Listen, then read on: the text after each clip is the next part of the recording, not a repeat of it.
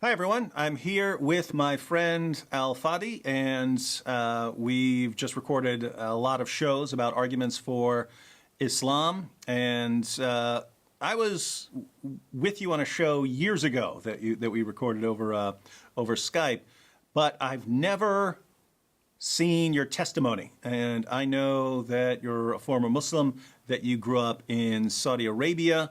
But beyond that, I don't really know much. So I figure this would be a great time to learn. So why don't you start by telling us what your life was like in Saudi Arabia growing up?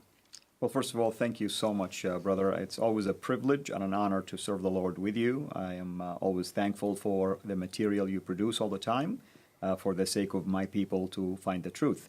And thank you so much for your hard labor. You're absolutely right. I am a former Muslim from Saudi. That's where I was born and raised. And as you know, brother, Saudi Arabia really has a special place when it comes to Islam, simply because it's the birthplace of Islam. And I just happened to be born, basically, and raised in a town near Mecca. So there was this bond not only to Islam and its origin, but also my close proximity to Mecca. And as you know, Islam is a religion of works. Therefore, more good deeds you do, more chances you have in order for you to earn your way to heaven. And being near Mecca, that means that I can always go and do the rituals and the things that are required of me, simply even praying in Mecca most of the time for that purpose. As I was basically growing up, I began to study more and more Islam at a deeper level. Now, not all Muslims, by the way, you're going to meet, even from Saudi, are that religious. I want to be fair. Not all of them are that devout. But the tendency for people in Saudi to be devout, if you wish, is much higher than you find it in other areas outside of Saudi Arabia, simply because Islam is really emphasized in there, not only at the school level, not only at the college level, but also it is emphasized by the way of life in there and the Sharia law application and so many aspects basically of life in there. So this is how I was raised basically, and that was the environment I grew up in. And obviously, something changed at some point. So, and you're here. So I know, even without you telling me, that a couple of things changed. So what changed first? Did you leave Saudi Arabia first, or did you start doubting Islam while in Saudi Arabia? Well, actually, right before I left to come to basically to the West for my graduate education, I finished my college back in Saudi with the engineering degree. But the thing is this.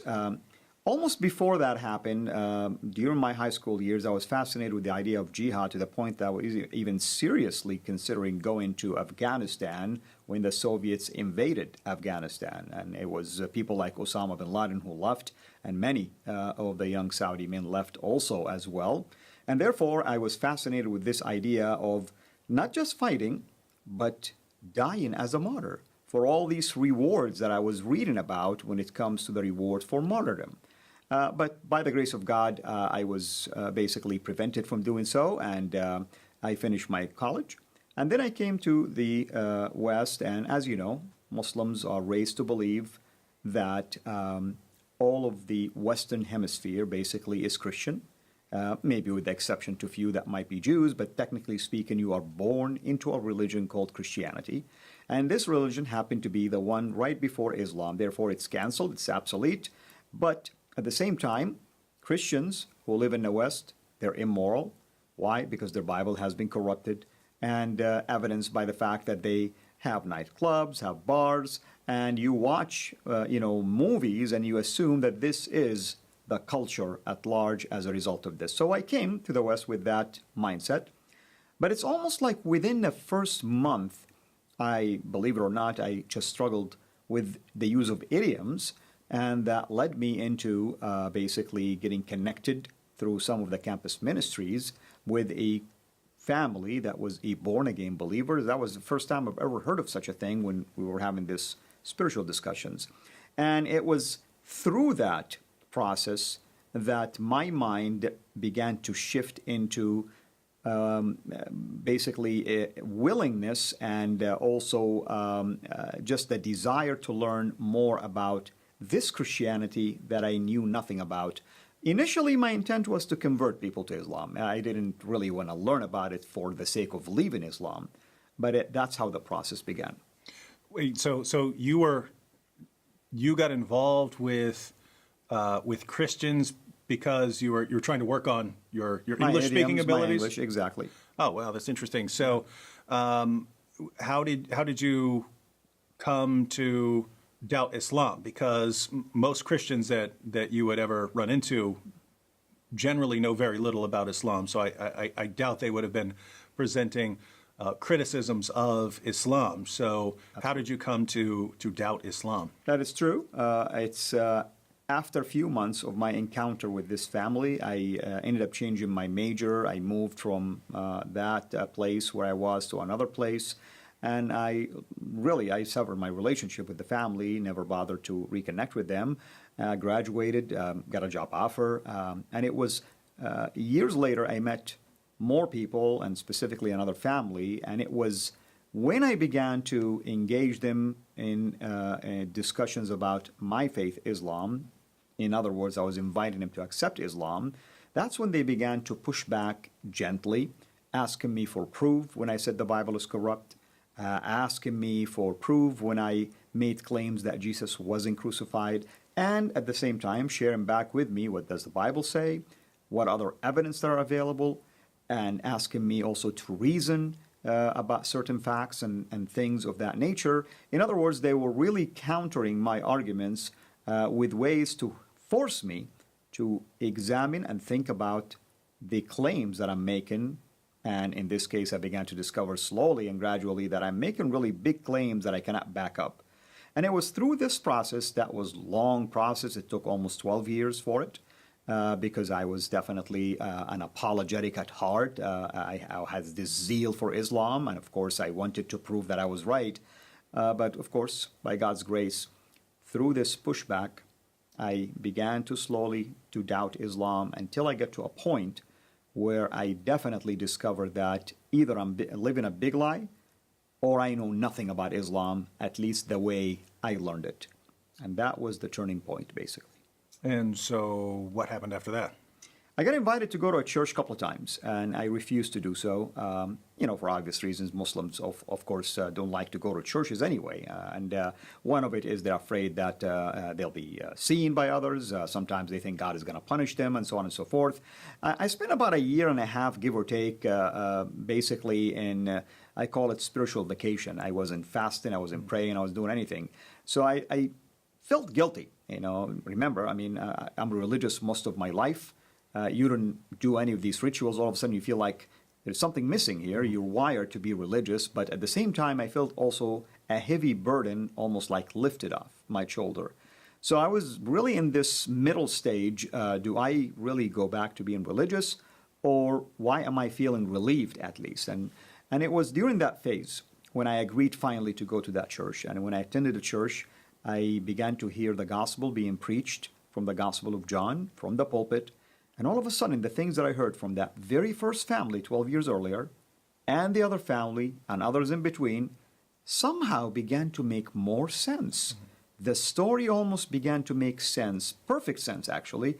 All of that, of course, led me to begin to question myself at a deeper level. Obviously, the Holy Spirit was convicting me already. And as a result of this, really, I felt like at some point, I'm going to have to make a decision.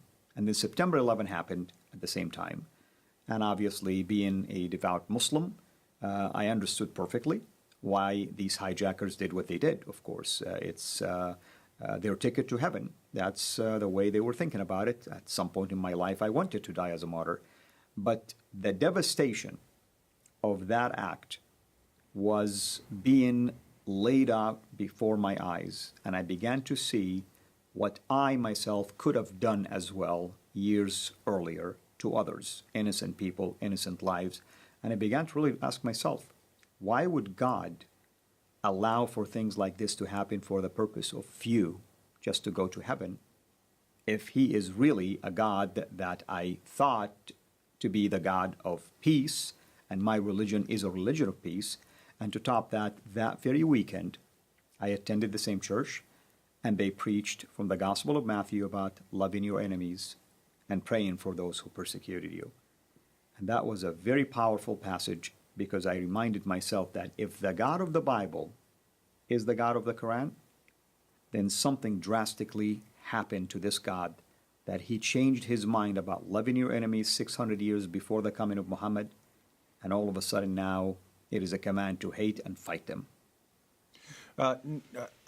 We have to back up a second because I'm a little confused. Because on the one hand, you seem like you understand that Islam promotes jihad and martyrdom. But on the other hand, you are saying that Islam is a religion of peace. So is it something like the jihad is right because you're ultimately striving for peace and the good of the Islamic community or something? Like I can imagine if you're the fighting in Afghanistan that Right. these are Russian invaders and so you're martyring Right. yourself to stop the invaders or something like No, that. that's a very good question. Before I reach that point of confusion, of course, certainly I would look at Islam as a religion of peace from a different perspective. Religion of peace in terms of spreading Islam, and that will be the only way to enforce peace. But then when I began to doubt Islam, I was touched now by what I've seen, and that really was the struggle that I faced. Reminding myself now, I used to think to do things like this, but at the same time, also the opposite side of that belief is that also it's a religion of peace. So how can this be peace? Because now I'm witnessing it by myself. And of course, that was a major event, as you know, globally. And that was a turning point, of course, in terms of people understanding about Islam and its teaching in relationship to jihad.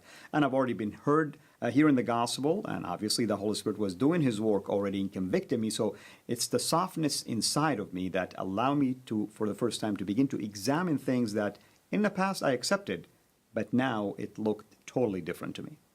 And so what was the sort of last straw? The last straw was certainly, it was very important for me to hear that passage being preached. I continued to come to that church for probably another 2 months or so, but a couple of times during those services, they would call people to the altar, of course, and if they want to accept Christ. I almost felt one time tempted to do this.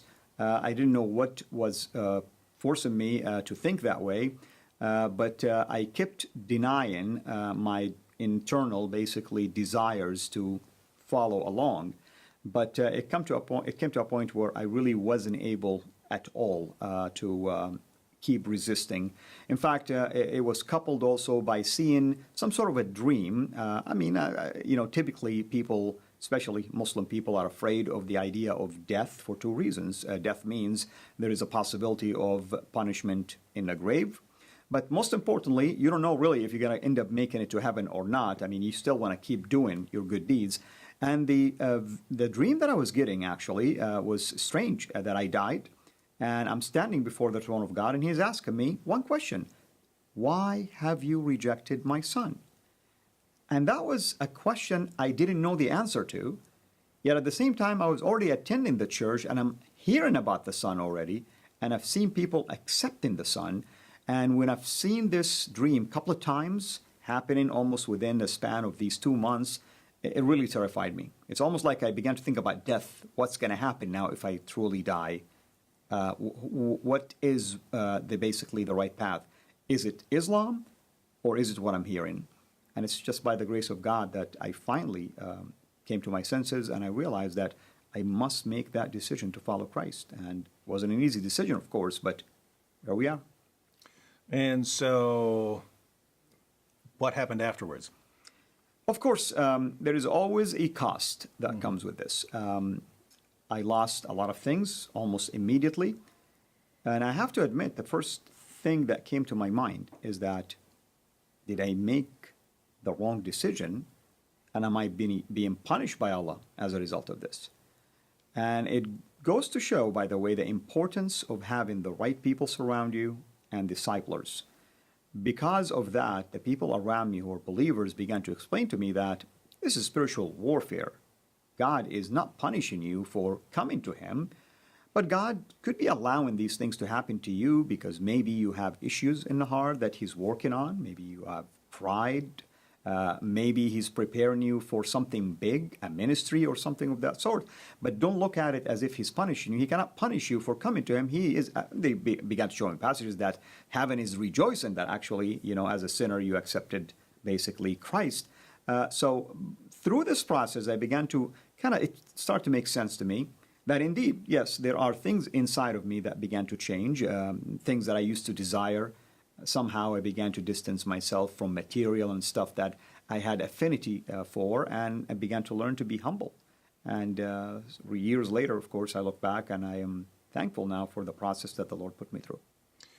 Now, you could have just spent the rest of your life working your job, living quietly, and eventually died like that. But you've decided to focus on ministry and reaching Muslims. Why'd you take things in that direction? Well, certainly it's God's calling, obviously. It wasn't just me trying to do something on my own. But here's the interesting thing.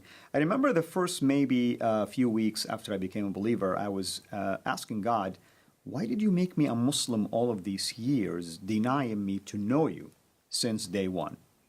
Of course, little that I knew that the Lord actually had a ministry for me, and all of these years are not a waste because of my upbringing as a Muslim from Saudi Arabia, learning the Quran, learning tafsir, learning all the traditions that basically the Prophet taught and his biography, and almost learning it from the top-notch Islamist, gave me that authority when the day came for me to step into ministry.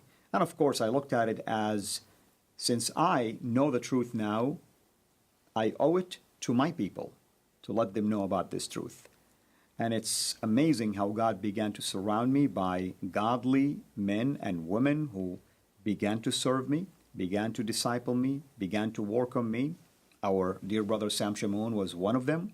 And watching sometimes your videos with him and others that were other parts of my discipleship process. And of course, the Lord brought me into contacts with others where media door opened up for me, and I began to see the significance, really, of utilizing media to the glory of God if we use it wisely. Because I cannot multiply myself, you cannot multiply yourself, but the message could be spread to millions upon millions of Muslims. And that's really how I began to get involved with ministry that grew from just one-on-one to teaching at Sunday schools to teaching seminars, and all of a sudden get involved with satellite TV, and now my own, of course, website, videos, radio show, and the likes, basically. One last question. You mentioned a situation where you saw the 9/11 attacks and decided to rethink things more carefully. I know there are lots of Muslims in the world today who are in that situation because they've seen a lot more than just 9/11. They're seeing what people are doing in the name of Allah around the world. Even right now during Ramadan, they're seeing the constant bombings, the suicide attacks, and so on. And many of them still believe in Islam, but this can become a time of reflection for them, time to think to themselves, is this religion true? Is all of this based on Islam, and is Islam true? And for those Muslims who might be ready to think about this for themselves for the first time, instead of just believing what's been passed down to them, what would you say to them? What I would say is this. They are certainly fortunate today because in my days we didn't have Google, we didn't have internet, at least as powerful as we have today. Things have developed ever since. Of course, Google came into the equation later in my search, of course. They have access to many, basically, resources online at the privacy of their own home and places. I encourage them to go and examine all evidence available related not only just to Christ and the Bible, but also examine the falsehood, I should say, and the teachings of Islam, in contrast to the teaching of the Bible and Christ, and ask themselves this question: what they are witnessing firsthand right now, whether at least themselves, their immediate family, friends, or maybe just what they're watching globally taking place, unfolding right before our eyes, does that make sense?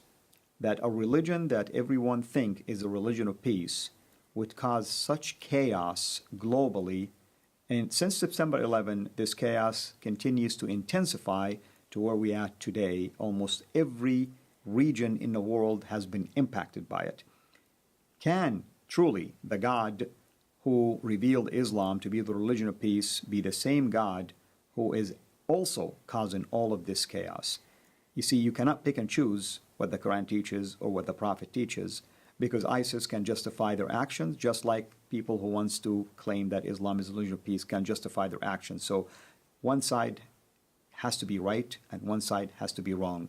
And the fact that you have contradictions from within, this should cause them to examine Islam at a deeper level, utilizing all of these resources that are available for them, which I did not have in my days.